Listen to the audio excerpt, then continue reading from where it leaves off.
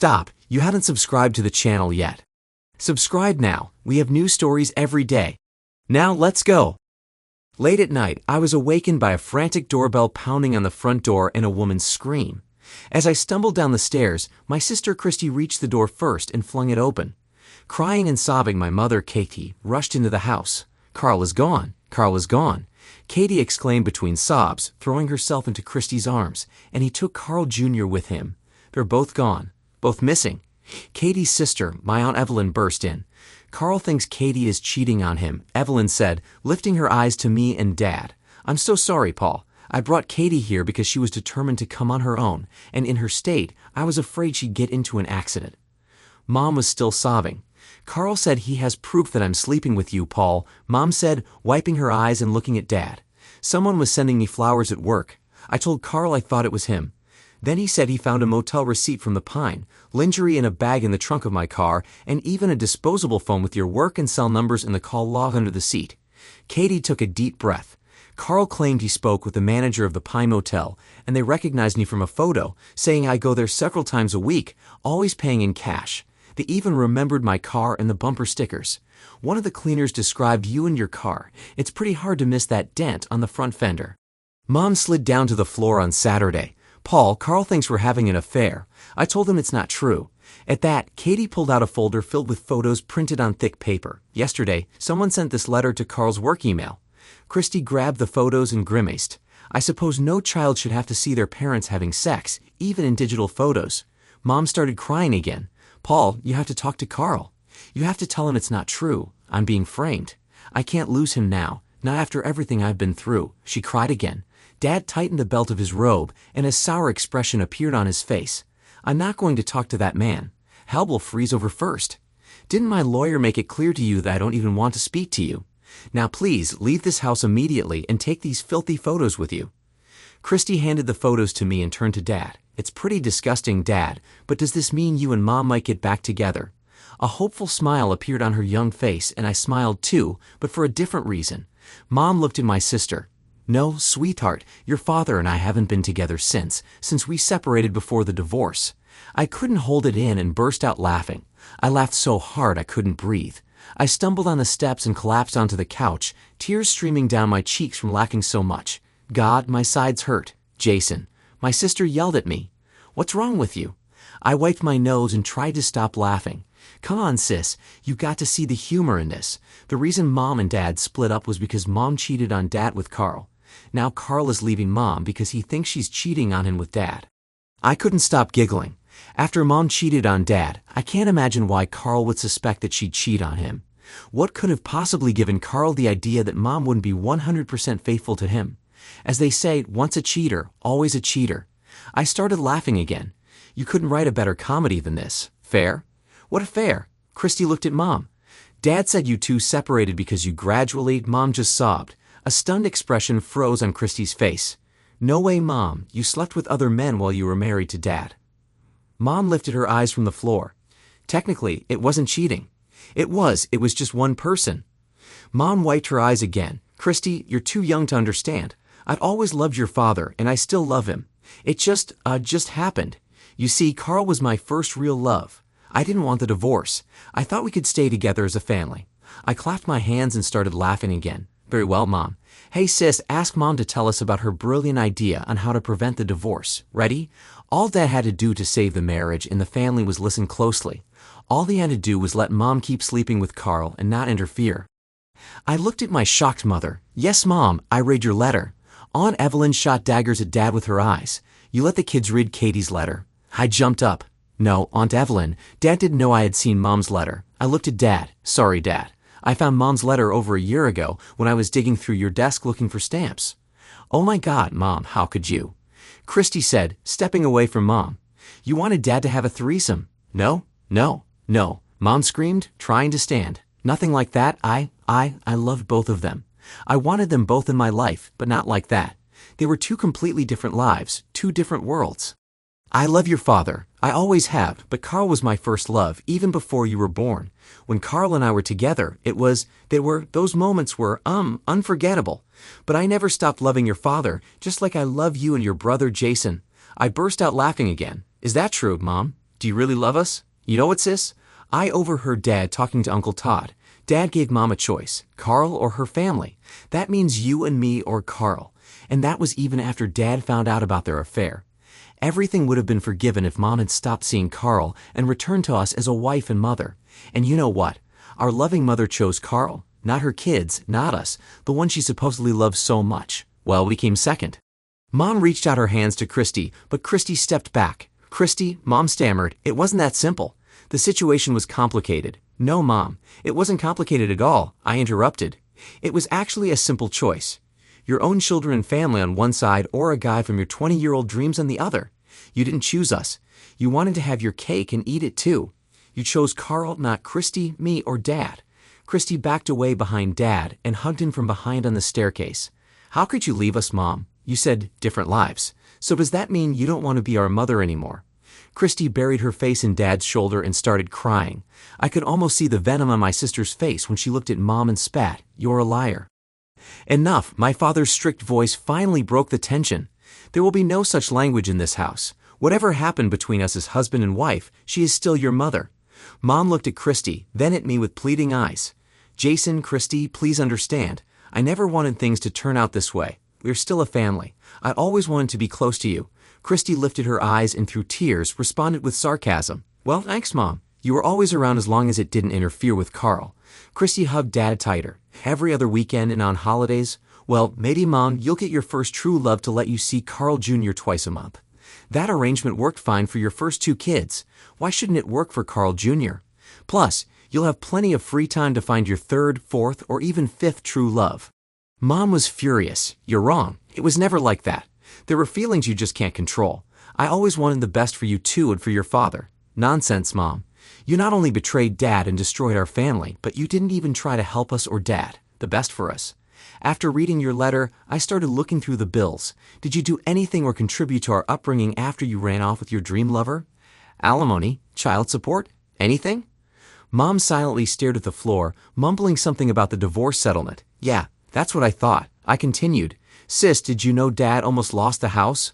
Trying to raise two kids on half his income, plus the cost of a housekeeper to take care of us. Did you know Dad had to borrow money from Uncle Todd? Aunt Evelyn's eyes widened. Wow, I thought, even she didn't know. And also, sis, where do you think the money for your prom dress, shoes, and purse came from? It was nice that you and Mom picked them out, but Dad sold Grandpa's coin collection on eBay to pay for your big night. The iPhone Mom got you for your birthday. Who do you think pays the monthly bills? Have you noticed Dad's golf clubs are gone? Not to mention Grandma's jewelry, the silverware, and his baseball card collection.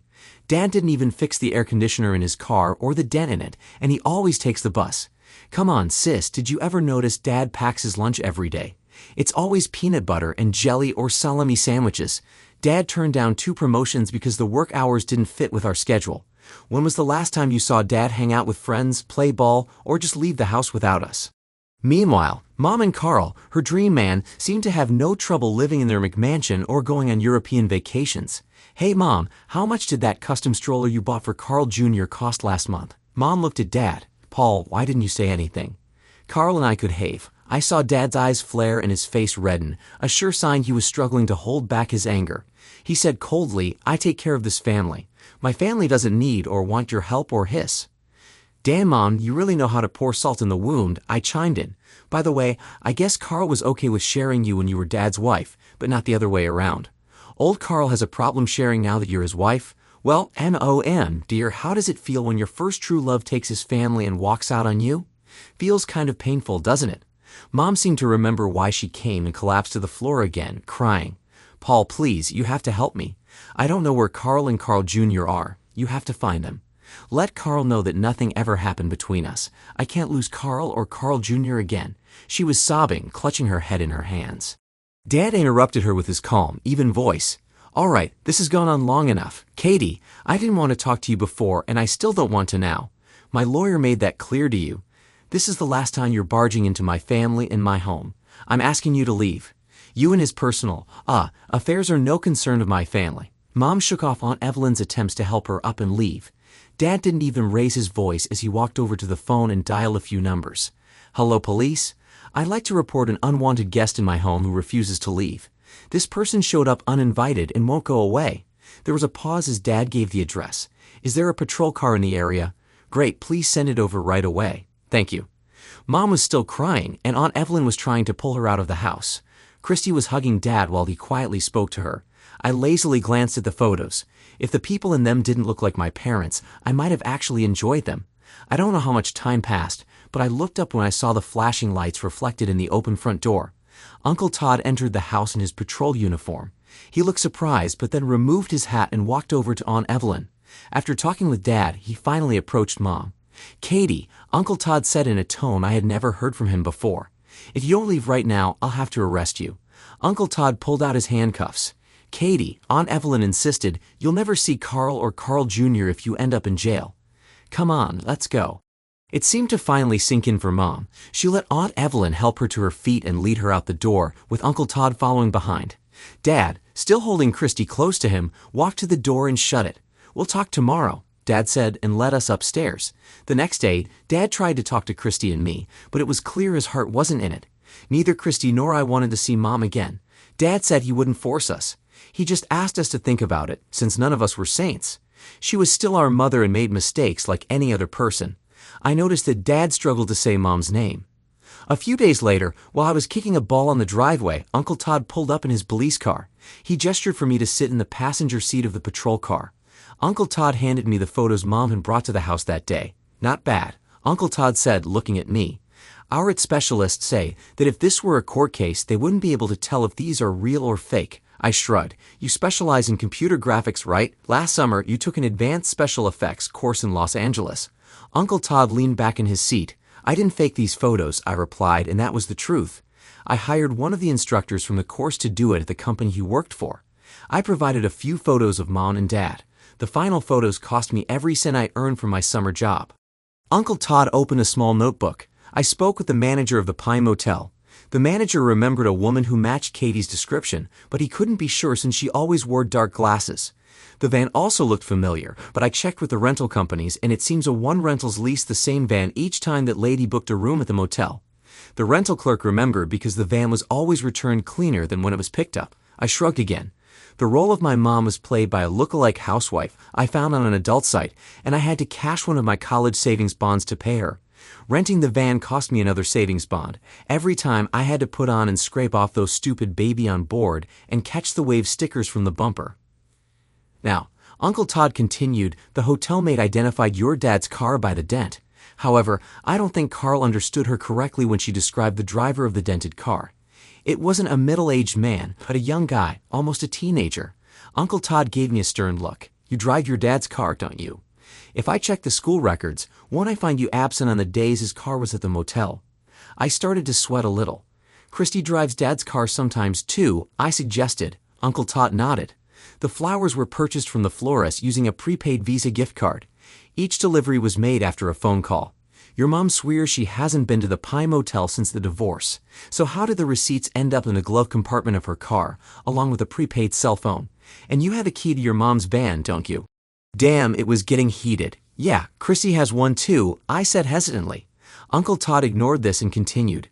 "The women's underwear hidden in the van wasn't your mother's size. It was too small. It wouldn't fit her." Damn, I thought. What the hell do I know about women's underwear? I took Christy's underwear from the dirty laundry and replaced them with new ones in the same size. Christy didn't seem to notice.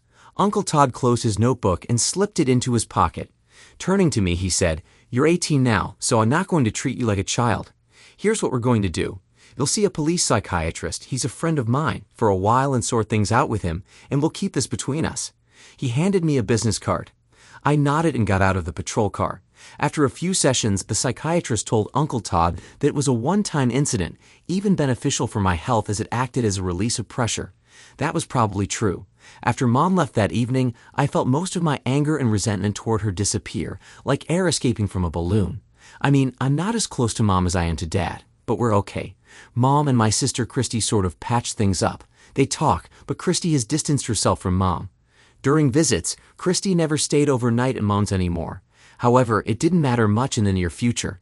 Mom couldn't afford to pay for her McMansion and was drained by the mortgage, so the bank eventually took her house. She moved in with Uncle Todd and Aunt Evelyn for a while. Carl fled to Germany with his son and filed for divorce there since he had dual citizenship. Carl refused to speak with Mom, and international lawyers and legal fees completely drained her. Mom can only see Carl Jr. in Germany, and for each visit, she has to surrender her passport. As her funds dwindled, she saw Carl Jr. less and less. Mom seems to think Carl will change his mind if Dad talks to him, but Christy told me she heard that Carl got back together with his first wife in Germany. Damn, that guy really loves his past flames. That evening was a turning point for Dad. I think he no longer felt the need to be the constantly overprotective parent, always hovering around his kids. It seemed like a weight was lifted off his shoulders. He stood a little taller and started dating the woman who ran the diner he frequented. She's tall, busty, loud, and lanky, the complete opposite of Mom. She's Dad's age, a widow, always with a wide smile on her face and a constant stream of chatter. She makes Dad smile a lot, never taking his serious demeanor too seriously. She even made Dad be polite to Mom. During Christy's graduation, Mom and Dad were even sitting next to each other. But I still don't think Mom understands. She approached Dad at Uncle Todd's 4th of July backyard party and asked him for money to visit Carl and Carl Jr. I thought Dad was going to choke on his hot dog. He didn't respond, just turned and walked away. Recently, Mom asked Aunt Evelyn to feel Dad out about the idea of getting back together. I didn't catch Dad's full response, but it was something about skating in hell. Thanks to everyone who took the time to listen to today's stories. If you enjoyed it, please consider liking and subscribing if you haven't already. Feel free to share your thoughts on the events in the comments below. Take care.